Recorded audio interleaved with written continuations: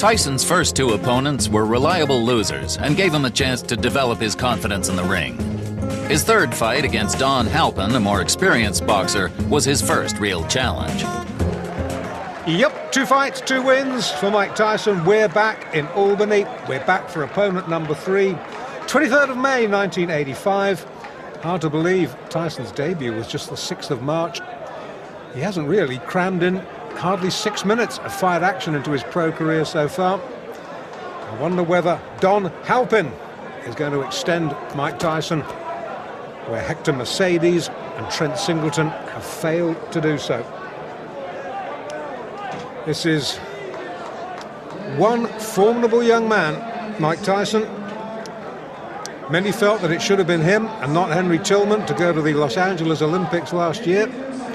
But it was Tillman, won fair and square, beat Tyson not once but twice. He won the gold medal. Interesting to note that Tillman won the heavyweight gold, whereas Mike Tyson, of course, might have had some ambitions had he been a bit of a bigger guy, because he's not a big heavyweight. The super heavyweight gold at LA last year went to Tyrell Biggs. Tyson, let's get this in perspective. Forget what the press releases say. He's only 5'10". Some would have you believe he's 6 foot. He's 5'10". He is not a big heavyweight. He's only a kid. Yes, he is going to fill out. But it'll be interesting to see how he fills out. Already, if you look at him close up, there are great slabs of muscle on him. So, well, we will have to see whether he fulfills the promise that he has shown in his only 2 professional fights. In the blue tracksuit top there, incidentally, with USA on the back. That's his trainer, Kevin Rooney, who was a pretty decent welterweight in his day. Referee just giving them a little briefing. Don Halpin trying to give Tyson the eye, and I am glad. I tell you, I am glad I am this side of the ropes and not that side of the ropes, because Tyson looks mean, he looks menacing in the white trunks with a little green trim. Don Halpin, who has got a record of 9 wins and 18 losses in a 27-fight career. Significantly, not one of those 9 wins has been inside the distance, so he is not going to hurt Tyson. Can he survive? Tyson.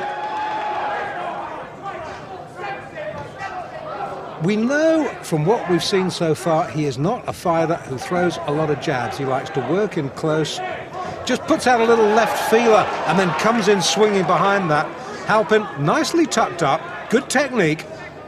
But these body shots, they hurt. Trust me, they hurt. It's very rare that you will see a fighter stop with a single body shot. What they do is they sap your strength. They will wear you down in later rounds. That was a little bit near the borderline. Tyson gets away with it. You will note he's an orthodox fighter, Tyson. Left hand, left foot forward, as indeed is Halpin. It's probably asking a bit much in a young fighter's fledgling professional career to put him with a southpaw just yet. That'll come, that'll come. Already we're seeing a different side of Mike Tyson tonight. It's almost as if his corner have said to him, listen, you don't have to win every fight inside 1 round. Feel this guy out. This guy, professional fighter, Don Halpin, experienced 27 fights. Tyson has had just the 2. So feel this man out. Give him a little bit of respect. Probe for his weaknesses. Find out what his weaknesses are. When you found out what those weaknesses are, then you can exploit them. Tyson, notably slower. Just hark your mind back to those fights we saw just a few moments ago against Mercedes and Singleton. Tyson exploded out of his corner for those 2 fights. This, a much more calm, a much more measured approach from this young man. Originally from New York City, now fighting out of the Catskills, where his mentor and father figure, Customato, has been raising him in the fistic arts. It looks as though, you know, that Halpin's going to get through a round. I hope I'm not going to eat my words. Tyson down on his heels, and we saw him up on his toes in the opening round, first couple of fights. It's almost as if, as I said a moment or so ago, that his corner have told him, just extend this a little bit. Don't be in a rush to finish. And this is a good opening round. Good opening round for both boys. Halpin, to his credit, he's come to fight. He's testing Tyson out, got through with one or two good jabs. I still think Tyson is winning the round on the sheer volume of punches throwing. But Halpin, he's no mug. Good first round.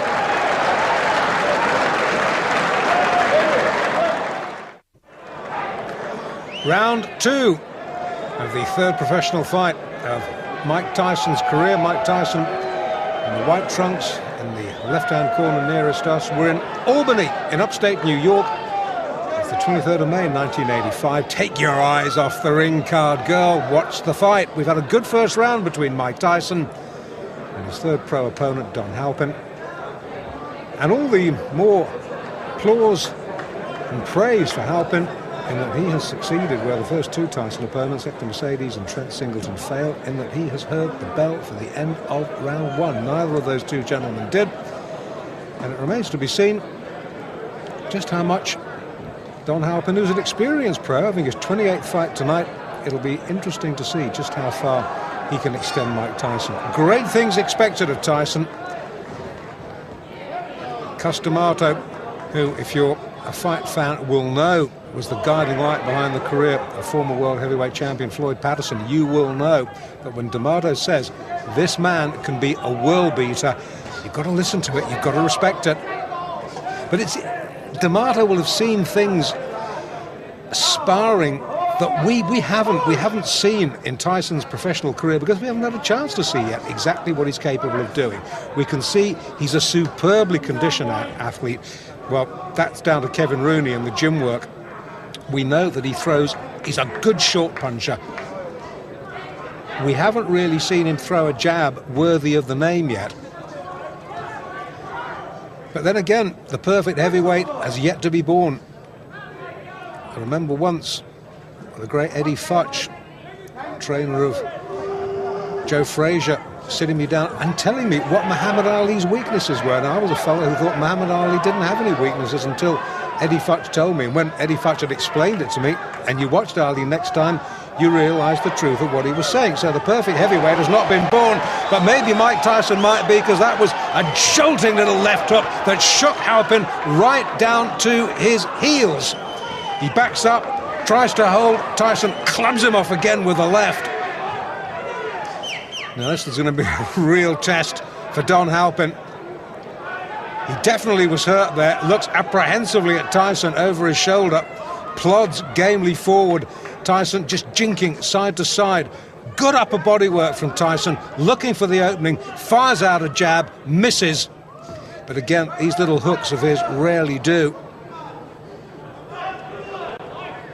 Going back to what I was saying about Ali, never missed with a jab, but was not that good, strangely enough, fighting inside. Now, Tyson is almost the mirror image of that. Haven't seen him jab effectively yet, but boy, when he gets within close range, you better watch out, because he is a bit good. And he's starting to get through to Halpin now, and he's starting to hurt him. Leading with the right, just switching to southpaw there for a minute. Leading with the right hand, right foot forward. Good right hand again from Tyson. Hasn't quite got his range yet as the youngster.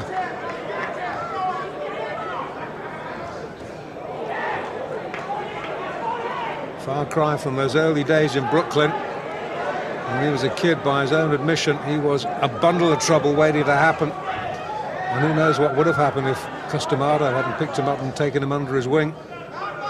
Let's not dwell on that. Let's dwell on the positive. Let's dwell on the fact that we just might be seeing a man who could go on to great things in this heavyweight division. End of the second, Tyson glares at Halpin. Halpin, he's having none of it, ignores him, walks back to his corner. Tyson almost affronted that Halpin had managed to go 2 rounds.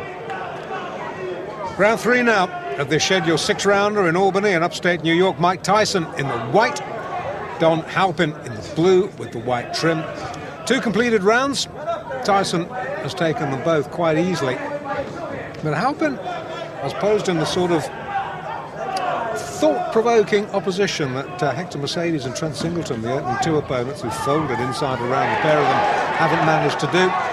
And maybe Kevin Rooney in the Tyson corner has said, well, OK, you've worked this man out, open up a little bit now. Halpin, a little rueful grin, snakes out a right. You saw Tyson's head go back there.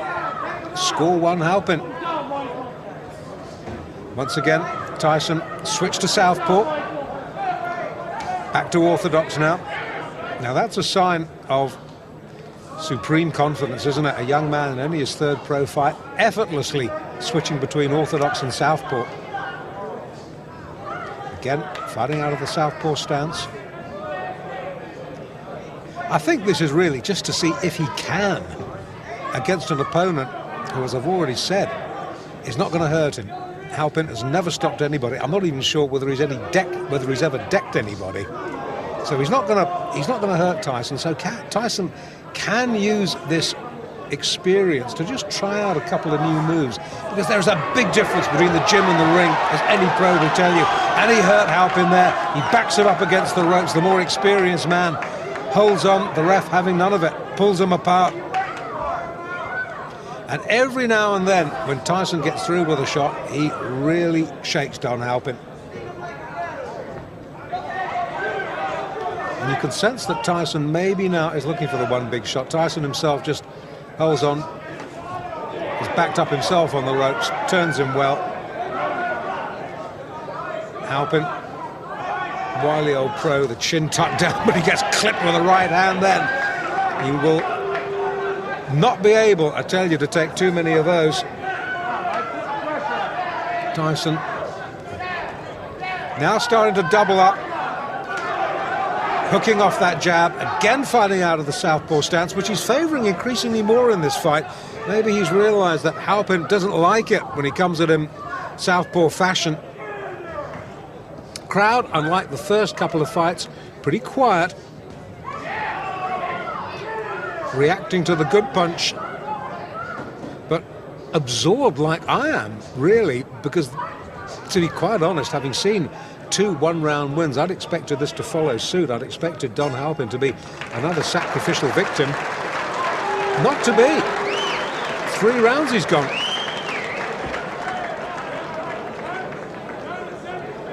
Well, I don't think there can be too many doubts that Tyson has won all 3 rounds. And I would think that Kevin Rooney there in the blue tracksuit top is pretty satisfied with what he's seen. Tyson, in case it needs any saying, has never been remotely troubled at number 4. Has got a slight problem. Great cheer, biggest cheers of the night, as the ring card girl straightens it out.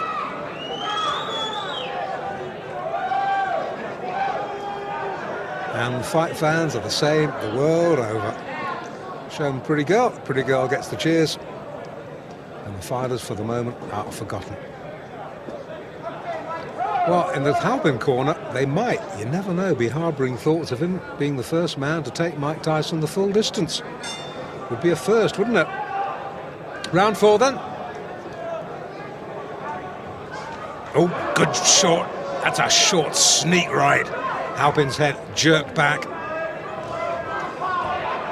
Now, Tyson has switched back to orthodox for this round. He's maybe had enough of playing around with southpaw. Maybe it was just a little vanity exercise. Maybe Kevin Rooney has said to him, OK, boy, you've had your fun. Now time for business.